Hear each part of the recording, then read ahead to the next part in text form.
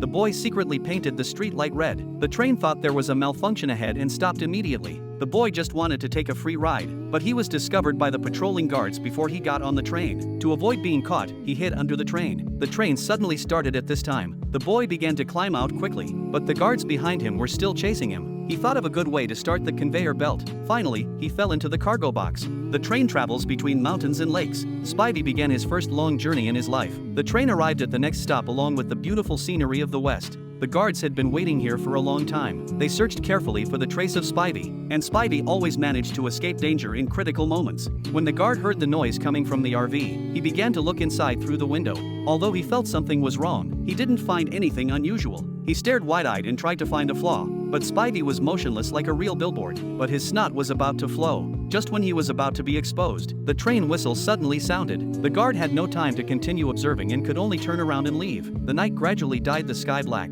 Spivey fell asleep peacefully on the bed. The train shuttles between the blue sky and white clouds. The scenery outside the window begins to jump in front of eyes. But unfortunately, the food in front of him can only be seen but not eaten. Spivey began to miss his mother's fried eggs and toast. In fact, he didn't want to run away from home. But his parents didn't understand and didn't care about his dream. Spivey's family lived on a farm in the West. Although he was born in an ordinary family, he was an absolute genius. When the teacher was still teaching third-grade math problems, he had already studied quantum mechanics and other physics problems. But the teacher didn't believe it at all, even often mocked him. Spivey had to take out the report he published in the magazine, but the teacher still didn't willing to admit his excellence, even led the whole class to laugh at him for wearing socks of different colors. In order to learn real knowledge, Spivey had to sneak into the university classroom, eavesdrop on the professor talking about the design concept of magnetic perpetual motion machine. The college students present did not believe that humans could really build a perpetual motion machine. Only Spivey was excited. He told the professor confidently, I accept the challenge.